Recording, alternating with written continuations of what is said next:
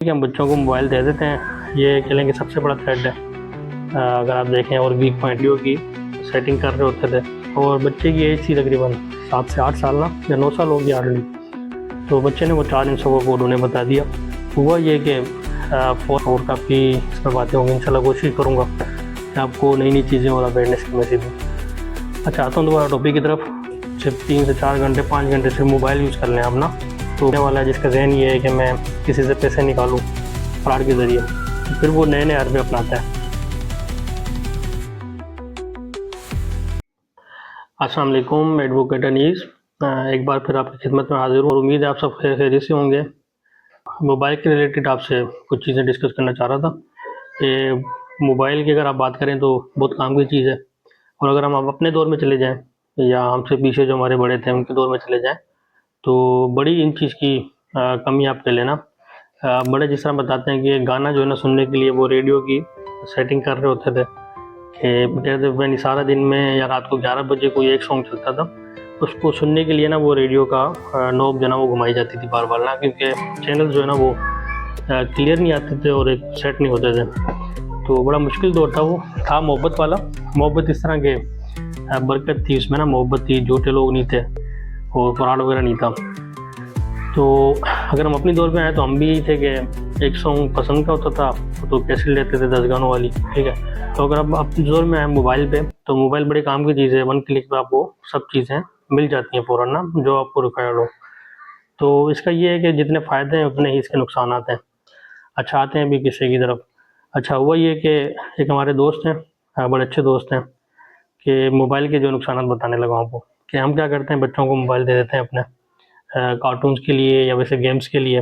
तो वो ये कि उसे कॉल आई और बच्चा मोबाइल जो है उसके बच्चे के पास था, तो जिसने कॉल की उस टाइम उसने बात नहीं की उससे ना, मोबाइल ड्रॉप कर दिया। अच्छा, फिर उससे ना उन्होंने पता नहीं क्या किया, जो भी किया ना, एक उनके पास ओटीपी आया बच्चे के मोबाइल पे, यानी मेरे दोस्त के मोबाइल पे आया लेकिन वो उस टाइम बच्चे के हाथ में था।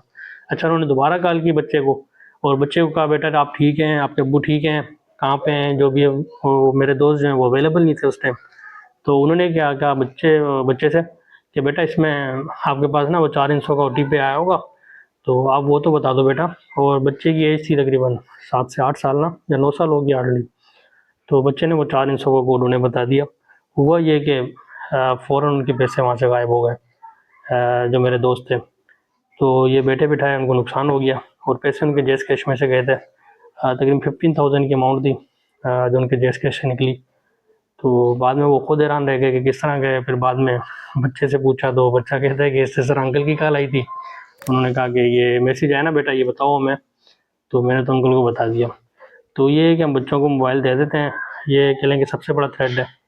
अगर आप देखें और वीक पॉइंट है हमारा ना, कि उनको हम दे देते हैं और इसमें हमारी सारी एप्लीकेशंस होती हैं, मोबाइल डेटा होता है, और ये कह लेंगे पर्सनल पिक्स होती हैं आपकी ना।